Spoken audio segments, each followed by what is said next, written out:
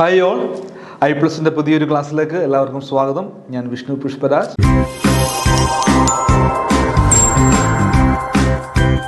അപ്പോൾ നമ്മൾ ഈ ക്ലാസ്സിൽ എന്താണ് നമ്മുടെ CSEB PYQ സീരീസ് ആണ് അല്ലേ. നമ്മുടെ CSEBയുടെ മുൻകാല ഏറ്റവും പ്രധാനപ്പെട്ട, അതായത് ഏറ്റവും ലേറ്റസ്റ്റ് ആയിട്ട് ചോദിച്ചിട്ടുള്ള ക്വസ്റ്റ്യൻസ് ആണ് നമ്മൾ ഇന്നത്തെ ഈ ക്ലാസ്സിൽ ഡിസ്കസ് ചെയ്യാൻ പോകുന്നത്.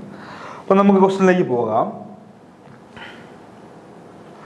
ഒന്നാമത്തെ ക്വസ്റ്റ്യൻ ആണ്, a cooperative society aim at dash life to the weaker section of the community. ഒരു കമ്മ്യൂണിറ്റിയുടെ, അതായത് എന്താണ് പറയുക, അവരുടെ ലൈഫിൻ്റെ അല്ലേ പറയുക, കോപ്പറേറ്റീവ് സൊസൈറ്റിയുടെ ലക്ഷ്യം എന്താണ്, എയിം എന്താണ്. Cooperative society aim at dash life to the weaker section of the community. ഇപ്പം എന്ത് തരം ഒരു ജീവിത നിലവാരമാണല്ലേ, എന്താണ്, എന്ത് ലൈഫാണ് ഇവിടെ ഈ കോപ്പറേറ്റീവ് സൊസൈറ്റി ഉന്നമനം ചെയ്യുന്നത്, എയിം ചെയ്യുന്നതാണ് ചോദ്യം.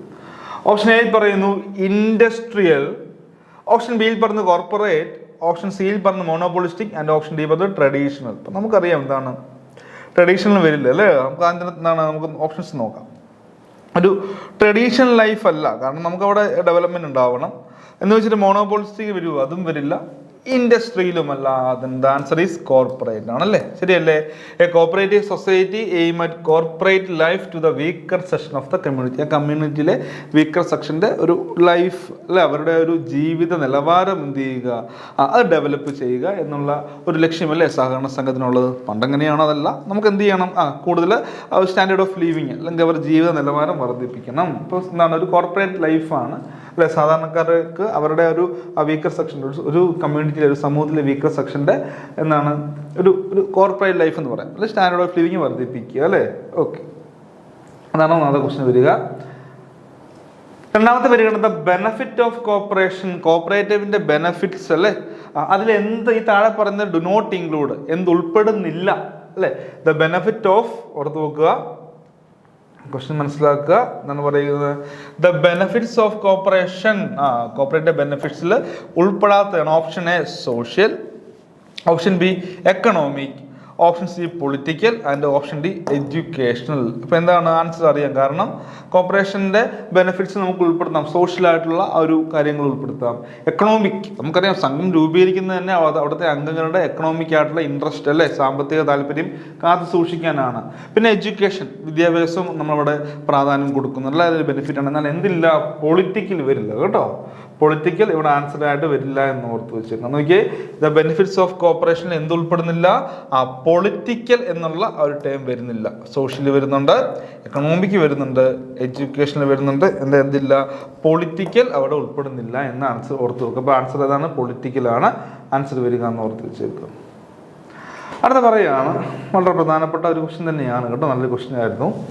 A person whose morality is reflected in his willingness to do the right thing even it is hard or dangerous അല്ലേ. അപ്പോൾ ഒരു ഹാർഡ് ആയിട്ടുള്ള ടൈമിലും ഡേഞ്ചറസ് ആയിട്ടുള്ള സമയത്തും അല്ലേ ഒരു വ്യക്തിയുടെ മൊറാലിറ്റി എന്തായിരിക്കണം, a person whose morality is reflected in his willingness to do the right thing even if the hard or dangerous. ഒരു ബുദ്ധിമുട്ടേറിയ സാഹചര്യത്തിൽ, ഡേഞ്ചറസ് ആയിട്ടുള്ള ഒരു സിറ്റുവേഷനിലും എന്താണ് പ്രോപ്പർ ആയിട്ടുള്ള കാര്യങ്ങൾ ചെയ്യുക അല്ലേ എന്നാണ്. അതായത് ഒരു വ്യക്തിയുടെ മൊറാലിറ്റി എപ്പോഴാണ് റിഫ്ലക്റ്റ് ചെയ്യുക എന്ന് വെച്ചാൽ ഏറ്റവും ഹാർഡായിട്ടുള്ള സമയത്തോ അല്ലെങ്കിൽ ഡേഞ്ചർ ആയിട്ടുള്ള സമയത്തോ എന്താണ് അത് ആ വ്യക്തിയുടെ വില്ലിങ്നെസ് ആണ്, ഒരു കാര്യം നല്ല രീതിയിൽ ചെയ്യാനുള്ള വില്ലിങ്നെസ്സിനെയാണ്.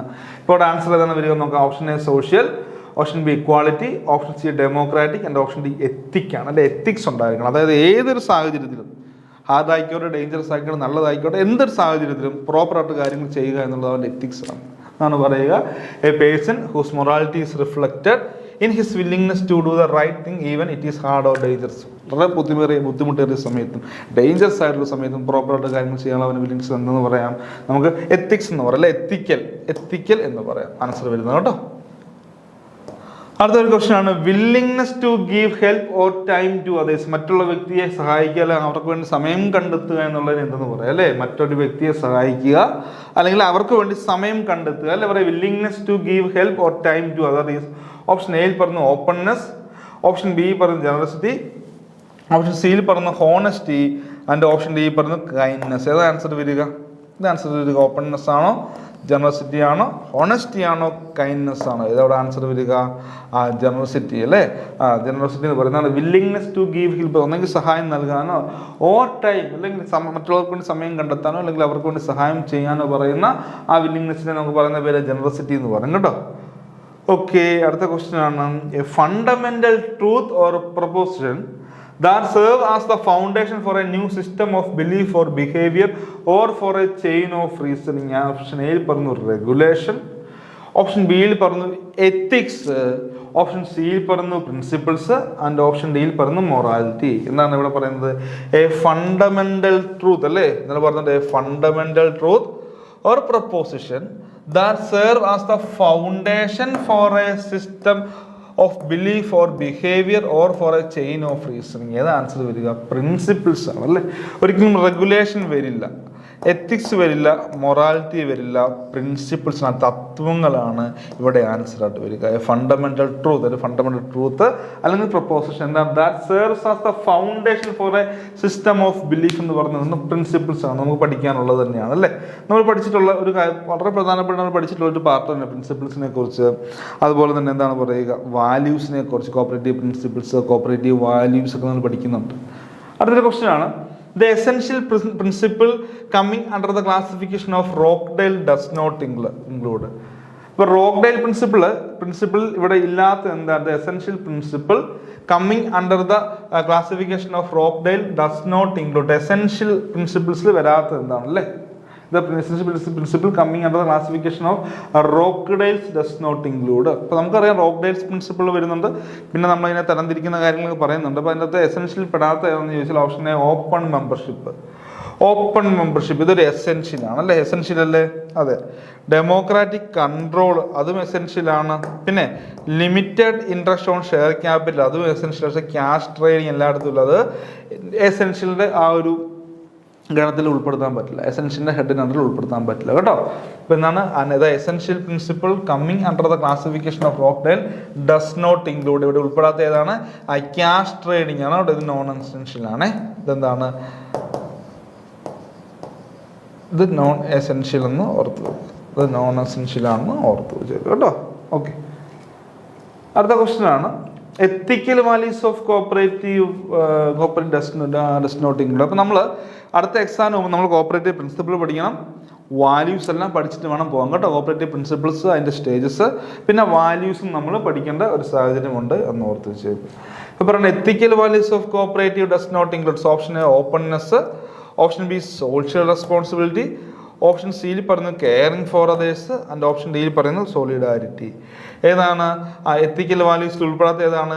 സോളിഡാരിറ്റി ആണല്ലേ. ഓപ്പൺനെസ്സും സോഷ്യൽ റെസ്പോൺസിബിലിറ്റിയും കെയറിങ് ഫോർ അതേഴ്സ് എല്ലാം അതല്ല എത്തിക്സിൽ വരുന്നതാണ്. എന്നാൽ എന്താണ് സോളിഡാരിറ്റി? എന്താണ് അത്? എത്തിക്കൽ പ്രിൻസിപ്പിൾ വരുന്ന കാര്യമല്ല കേട്ടോ. സോളിഡാരിറ്റി എന്നാണ് എത്തിക്കൽ പ്രിൻസിപ്പിൾസിൽ ഉൾപ്പെടുന്ന കാര്യമല്ല എന്ന് ഓർത്ത് വെച്ചിരിക്കുക. സോളിഡാരിറ്റി എത്തിക്കൽ പ്രിൻസിപ്പിൾ അല്ല, എത്തിക്കൽ വാല്യൂസിൽ ഉൾപ്പെടുന്ന കാര്യമല്ല എന്ന് ഓർത്ത് വെച്ചു കേട്ടോ. പ്രിൻസിപ്പിൾ അല്ല, എത്തിക്കൽ വാല്യൂസ്. അടുത്തതാണ് dash formulated for the first time definite practical rules and successfully demonstrated the gainful possibilities of cooperative action. Option A Robert Owen, option B William King, option C Rochdale pioneers and option D George David ഓണിക്കൽ. ഏത് answer വരിക? റോക്ക്ഡെയിൽസ് ആണല്ലേ. അപ്പോൾ ഇവിടെ നമ്മൾ മനസ്സിലാക്കേണ്ട കാര്യം, നമ്മൾ ഈ സഹകരണ സംഘങ്ങളെക്കുറിച്ച് വേൾഡ് ഹിസ്റ്ററി പഠിക്കുമ്പോൾ നമ്മൾ ആദ്യം കുറച്ച് കാര്യങ്ങൾ പഠിക്കണം. ഫസ്റ്റ് കോപ്പറേറ്റീവ് സൊസൈറ്റി അല്ലേ, ഫസ്റ്റ് അടുത്ത് നോക്കുക. First cooperative society in the world, first cooperative society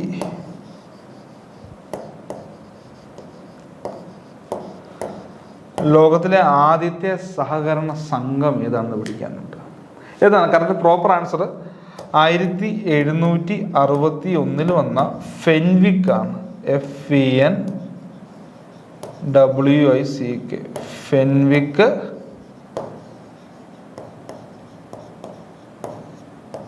ഫെൻവിക് weavers ആണ് ലോകത്തിലെ ആദ്യത്തെ സഹകരണ സംഘം. First cooperative society in the world എന്ന് ചോദിച്ചാൽ 1761 ഫെൻവിക് ആണ്. എന്നാൽ കേരള യൂണിവേഴ്സിറ്റിയുടെ പുസ്തകത്തിൽ അവർ പറയുന്നത് 1760 വൂൾവിക് ആൻഡ് ചാറ്റോൺ എന്നാണ് നമ്മുടെ എവിടെ പറയുന്നത്, വൂൾവിക് ആൻഡ് ചാറ്റോൺ എന്നാണ് നമ്മുടെ കേരള യൂണിവേഴ്സിറ്റി. അത് ജസ്റ്റ് ഒന്ന് നോട്ട് ചെയ്തേക്കുക. കേരള PSC ചോദിച്ചാൽ കേരള യൂണിവേഴ്സിറ്റി ബേസിലാണ് നമ്മൾ എഴുതേണ്ടത് കേട്ടോ. കേരള യൂണിവേഴ്സിറ്റിയിൽ പറയുന്നത് 1760 വൂൾവിക് ആൻഡ് ചാറ്റോൺ ആണ് ഫസ്റ്റ് സൊസൈറ്റി എന്ന് കേരള യൂണിവേഴ്സിറ്റി പറയുന്നു.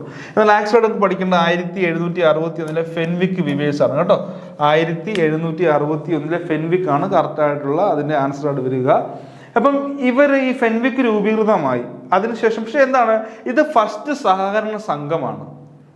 പക്ഷെ ഇത് സക്സസ് ആയില്ല, അല്ലെങ്കിൽ വിജയിച്ചില്ല. ആ സംഘം എന്താണ്, അത് വിജയിച്ചില്ല അല്ലേ, അത് ഫ്ലോപ്പ് ആയിപ്പോ എന്ന് പറയാം. എന്താണ്, അത് ഫ്ലോപ്പ് ആയിപ്പോയി.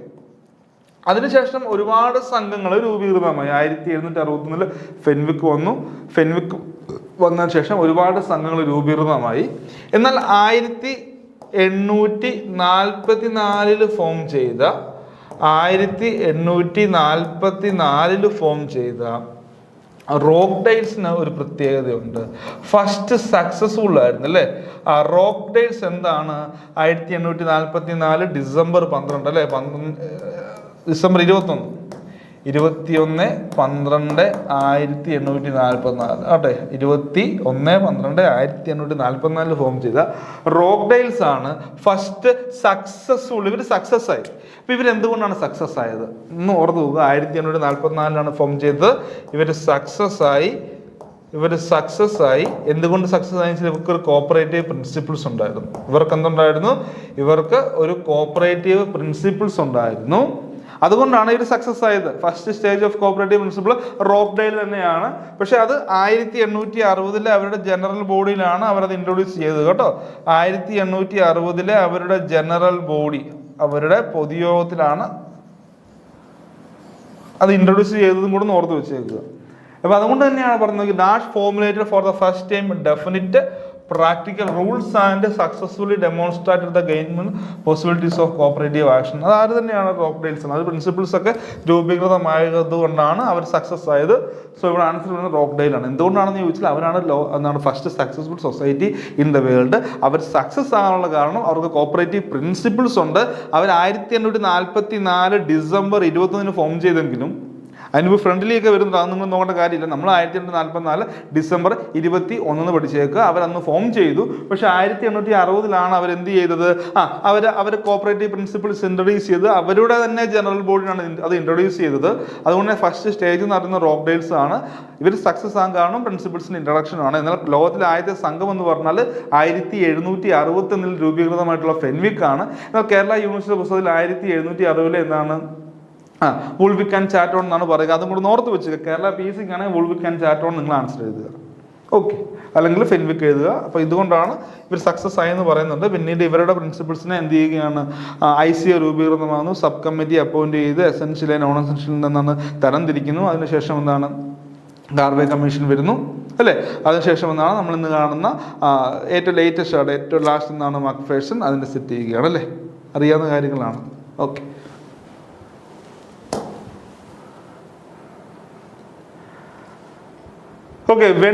അതിലേക്കാണ് നമ്മൾ വരിക. When did ICA appoint the Karve commission on cooperative principle ആണ്. ഓക്കെ, നമ്മൾ പറഞ്ഞു വന്ന കാര്യങ്ങൾ തന്നെയാണ് വീണ്ടും വരിക. എന്നാണ് ICA കാർവേ കമ്മീഷനെ അപ്പോയിന്റ് ചെയ്യുന്നത്?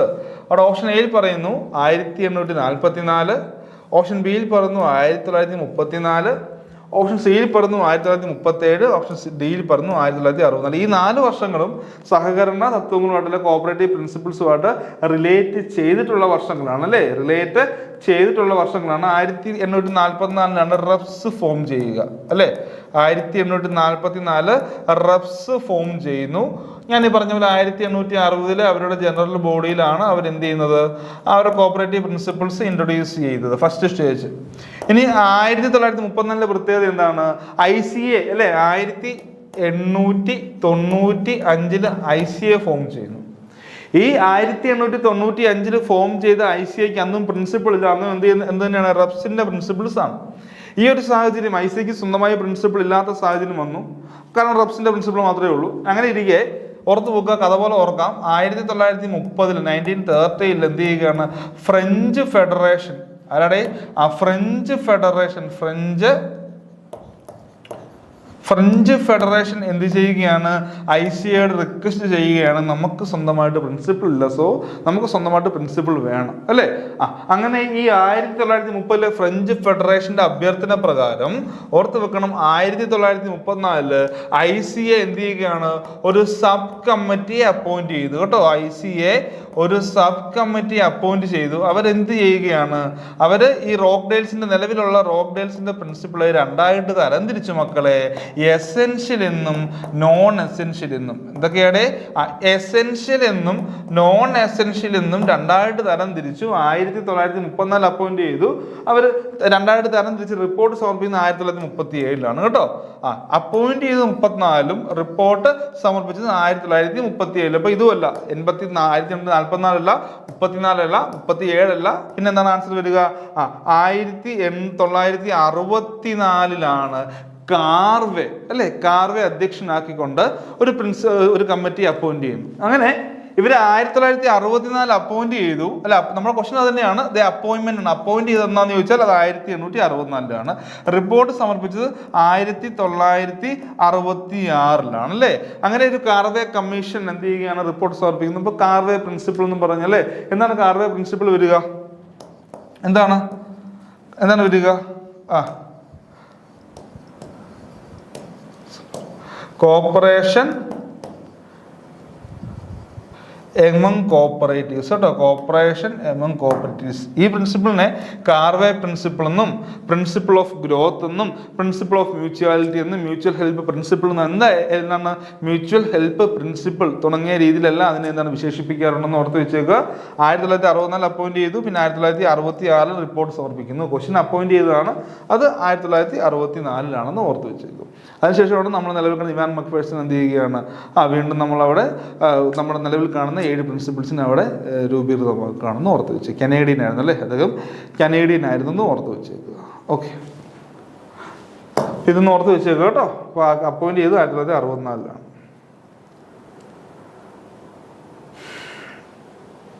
അടുത്ത ക്വസ്റ്റ്യൻ തോന്നുന്നു ഇവർ കൂടുതലും കോപ്പറേറ്റീവ് പ്രിൻസിപ്പിൾസ്, വാല്യൂസ്, ബേസിക് ആയിട്ടുള്ള കാര്യങ്ങളൊക്കെ അവർ ചോദിക്കുന്ന ഒരു എക്സാം ആയിരുന്നു ലേറ്റസ്റ്റ് ആയിട്ട് കാണുന്നത്. അപ്പോൾ അടുത്ത പരീക്ഷയ്ക്ക് നമ്മളത് പഠിച്ചിട്ട് പോകണം. ബേസിക് ആയിട്ടുള്ള ഫോം ഓഫ് ഓർഗനൈസേഷൻ, കോപ്പറേഷൻ്റെ, കമ്മ്യൂണിസം, സോഷ്യലിസം, ക്യാപിറ്റലിസം പഠിക്കണം, കോപ്പറേറ്റീവ് പ്രിൻസിപ്പിൾ പഠിക്കണം, വാല്യൂസ് പഠിക്കണം കേട്ടോ. എല്ലാം പഠിച്ചിട്ട് പോകണം.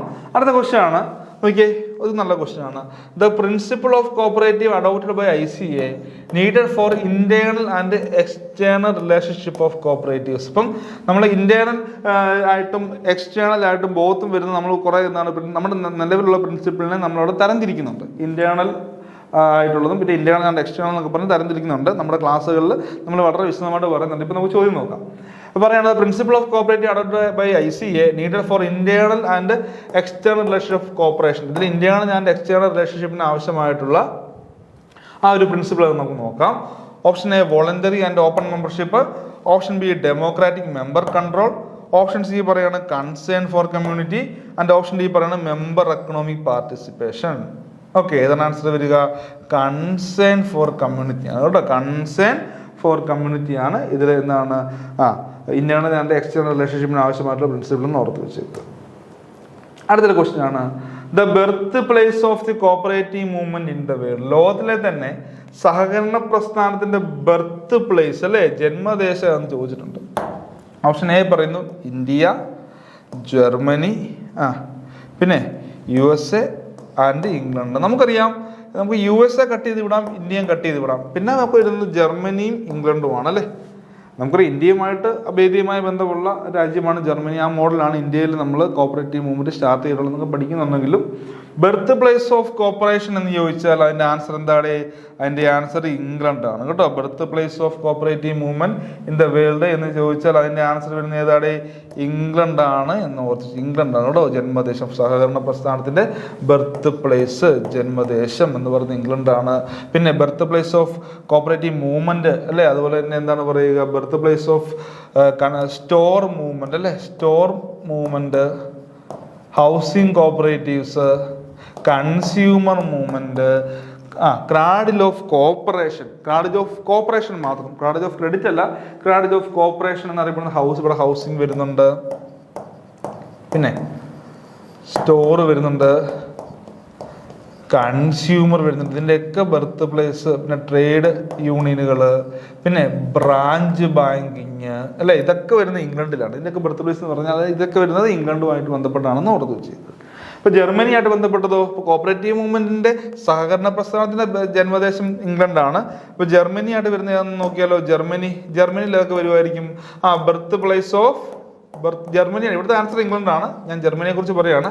Birth place of urban cooperative bank, land mortgage bank, പിന്നെ ക്രെഡിറ്റ് കോപ്പറേറ്റീവ് മൂവ്മെന്റ്. അതാണ് ഏറ്റവും പ്രത്യേകത. വായ്പ അല്ലെ, credit cooperative movement birth place എന്ന് പറയുന്നത് ജർമ്മനിയാണ്. കോപ്പറേറ്റീവ് മൂവ്മെന്റ് ബർത്ത് പ്ലേസ് എന്ന് പറയുന്നത് ഇംഗ്ലണ്ടാണ്. മക്ക ഓഫ് കോപ്പറേഷൻ ഇംഗ്ലണ്ടാണ് അല്ലെ. മക്ക ഓഫ് കോപ്പറേഷൻ, മക്ക അല്ലെ, മെക്ക ഓഫ് കോപ്പറേഷൻ. മദീന എന്നറിയപ്പെടുന്ന ഏതാണ്? മദീന, അത് ജർമ്മനിയാണ് കേട്ടോ. ഇന്ത്യയിൽ സഹകരണ പ്രസ്ഥാനങ്ങൾ രൂപീകൃതമായിട്ടുള്ള നമുക്ക് ഫൈൻഡ് റൈഫേഷൻ എന്നുള്ള റിപ്പോർട്ട് നിക്കോൾസനൊക്കെ സബ്മിറ്റ് ചെയ്തിട്ടാണ് ഇന്ത്യയിൽ സഹകരണ പ്രസ്ഥാനങ്ങൾ രൂപീകരിക്കുന്നത്. അതുകൊണ്ട് തന്നെ ഇന്ത്യയുമായി അടുത്ത ബന്ധമുള്ള അല്ലെങ്കിൽ ഇന്ത്യൻ കോപ്പറേറ്റീവ് മൂവ്മെന്റ് ഏത് രാജ്യത്തെ അടിസ്ഥാനപ്പെടുത്തിയെന്ന് ചോദിച്ചാൽ അത് ജർമ്മനി ബേസ്ഡ് ആണ്. കാരണം ജർമ്മനി ഇപ്പോൾ അവിടെ റൈഫേഷൻ ഷൂൾസ് എന്ന് പറഞ്ഞ രണ്ട് വളരെ പ്രശസ്തരായിട്ടുള്ള സഹകാരികൾ ഉണ്ടായിരുന്നു. അപ്പോൾ അതിനെക്കുറിച്ച് നമ്മുടെ ഇന്ത്യയിലെ കോപ്പറേറ്റീവ് മൂവ്മെന്റ് പിതാവായ നിക്കോൾസൺ പോയി പഠിച്ചിട്ട് ഫൈൻഡ് റൈഫേഷൻ എന്നൊക്കെ പറഞ്ഞ ഒരു റിപ്പോർട്ടൊക്കെ സബ്മിറ്റ് ചെയ്തു. അതിൻ്റെ അടിസ്ഥാനത്തിലാണ് അല്ലേ, അതൊക്കെ അതിൻ്റെയൊക്കെ ഒരു ബേസിലാണ് ഇന്ത്യയിലെ കോപ്പറേറ്റീവ് മൂവ്മെന്റ് സ്റ്റാർട്ട് ചെയ്യുന്നത്. ഇപ്പോൾ ഇന്ത്യയുമായി അടുത്ത ബന്ധമുള്ള രാജ്യം എന്ന് പറഞ്ഞാൽ അവിടുത്തെ ആ ഒരു മോഡലാണ് നമ്മളിവിടെ ഇൻട്രൊഡ്യൂസ് ചെയ്യുന്നത് ഓർത്ത് വെച്ചേക്ക്. അടുത്ത ക്വസ്റ്റ്യൻ ആണ്, multi state cooperative society act came into force on അല്ലേ 19 വരിക. ആൻസർ വരിക മൾട്ടി സ്റ്റേറ്റ്. നേരത്തെ മൾട്ടി യൂണിറ്റിലായിരുന്നു അല്ലേ. ഒന്നിലധികം സംസ്ഥാനങ്ങളിൽ പ്രവർത്തന പരിധി ഉണ്ടെങ്കിൽ അതിനെ എന്തെന്ന് പറയും? മൾട്ടി സ്റ്റേറ്റ് എന്ന് പറയും അല്ലെ. 1942 സ്റ്റാർട്ട് ചെയ്തപ്പോൾ മൾട്ടി യൂണിറ്റ് ആയിരുന്നു. എന്താണ്? മൾട്ടി യൂണിറ്റ് ആണ്. പിന്നെ 1984 മൾട്ടി സ്റ്റേറ്റ് ആയി അല്ലേ. 1984 മൾട്ടി സ്റ്റേറ്റ് ആയി. പിന്നെ 2002 അമെൻമെന്റ് ചെയ്ത് അതിന് വീണ്ടും അമെൻമെന്റ് ഒക്കെ വന്നു. മൾട്ടി സ്റ്റേറ്റ് എന്ന് ഓർത്ത് വെച്ചേക്ക്. അപ്പോൾ ആൻസർ ഏതാണ് വരിക? ഓപ്ഷൻ എയിൽ പറയുന്നു 1940, ഓപ്ഷൻ ബി പറയുന്നു 1980, സിയിൽ പറഞ്ഞു 2002, ഡി പറഞ്ഞു 2003. അപ്പോൾ ആൻസർ ഏതാണ് വരിക? 2002 ആണ് അല്ലേ. 2002 ആണെന്ന് ഓർത്ത് വെച്ചേക്കുക. ഓക്കെ, അടുത്ത ക്വസ്റ്റ്യൻ ആണ്, deposit made by a customer or member അല്ലേ. Deposit made by a customer in a cooperative consumer store. അപ്പോൾ ഓർത്ത് നോക്കുക, കോപ്പറേറ്റീവ് കൺസ്യൂമർ സ്റ്റോർ എന്തിനാണ്? In advance purchase so that cash payment for each transaction is avoided. Cash payment അവിടെ വരുന്നില്ല, advance ആയിട്ടല്ലേ deposit നമ്മൾ അവിടെ ഇടുകയാണ്. ഇതിന് പറയുന്ന പേരാണ്, ഓപ്ഷൻ എയിൽ പറയുന്നു ട്രേഡ് ഡെപ്പോസിറ്റ് അല്ലേ. ഓപ്ഷൻ എയിൽ പറയുന്നു ട്രേഡ് ഡെപ്പോസിറ്റ്, ഓപ്ഷൻ ബി പറയുന്നു ക്യാഷ് ക്രെഡിറ്റ്, സിയിൽ പറഞ്ഞു റിസർവ് ഫണ്ട്, ഡിയിൽ പറഞ്ഞു ഷെയർ ക്യാപിറ്റൽ അല്ല, റിസർവ് ഫണ്ട് അല്ല, ക്യാഷ് ക്രെഡിറ്റും അല്ല. ഇതിന് പറയുന്ന പേരാണ് ട്രേഡ് ഡെപ്പോസിറ്റ്. നിങ്ങൾ പഠിച്ചിട്ടുള്ളതാണ് ട്രേഡ് ഡെപ്പോസിറ്റ് അല്ലേ, പഠിച്ചിട്ടുള്ളതല്ലേ. ഇതാണ് ട്രേഡ് ഡെപ്പോസിറ്റ് എന്ന് ഓർത്ത് വെച്ചേക്കുക. അടുത്ത ക്വസ്റ്റ്യൻ ആണ്, the centre for the training of junior and intermediate workers are looked after by. ആരാണ് നടത്തുന്നത്? ഏത് ആൻസർ വരിക? ഓപ്ഷൻ എയിൽ പറഞ്ഞു NCCT, ഓപ്ഷൻ ബിയിൽ പറഞ്ഞു NCDC, ഓപ്ഷൻ സി പറഞ്ഞു SCU ആൻഡ് ഓപ്ഷൻ ഡി പറഞ്ഞു CES. ഏത് ആൻസർ വരിക? നോക്കിയേ, the centre for the training of junior and intermediate workers നൽകുന്ന ആരാണ് അതിന്റെ കാര്യങ്ങളൊക്കെ നോക്കുന്നത്? സ്റ്റേറ്റ് കോപ്പറേറ്റീവ് യൂണിയൻ ആണല്ലേ. ആരാണ് നോക്കുക? സ്റ്റേറ്റ് കോപ്പറേറ്റീവ് യൂണിയൻ ആണെന്ന് ഓർത്ത് വെച്ചു കേട്ടോ. State cooperative union SCU, state cooperative union, state cooperative union ആണെന്ന് ഓർത്ത് വെച്ചേക്കുക.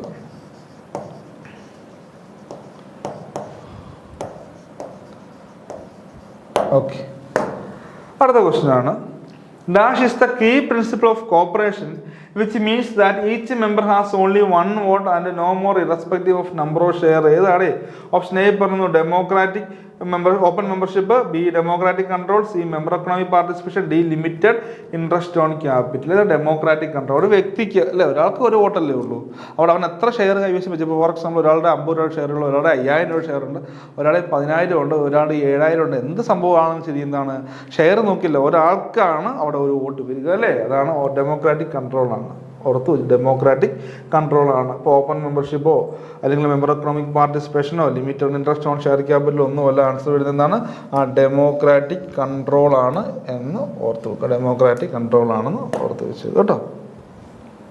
ഓക്കെ, ഇപ്പോൾ വളരെ പ്രധാനപ്പെട്ട 15 ക്വസ്റ്റ്യൻസ് നമ്മളിപ്പോൾ ഡിസ്കസ് ചെയ്തു. പിന്നെ എന്താണ് CSEB ജൂനിയർ ക്ലർക്ക് എക്സാമുമായിട്ട് അല്ലേ, CSEB ജൂനിയർ ക്ലർക്ക് എക്സാമുമായി ബന്ധപ്പെട്ട ക്ലാസ് I+ നിങ്ങൾക്ക് നൽകുന്നുണ്ട്. അഫോർഡബിൾ കോസ്റ്റിൽ അല്ല, അഫോർഡബിൾ പ്രൈസിൽ വളരെ ക്വാളിറ്റിയുള്ള ക്ലാസ്സസ് ആണ് നിങ്ങൾക്ക് പ്രൊവൈഡ് ചെയ്യുക. ആപ്പ് റെക്കോർഡഡ് ക്ലാസ്സസ് ആണ്.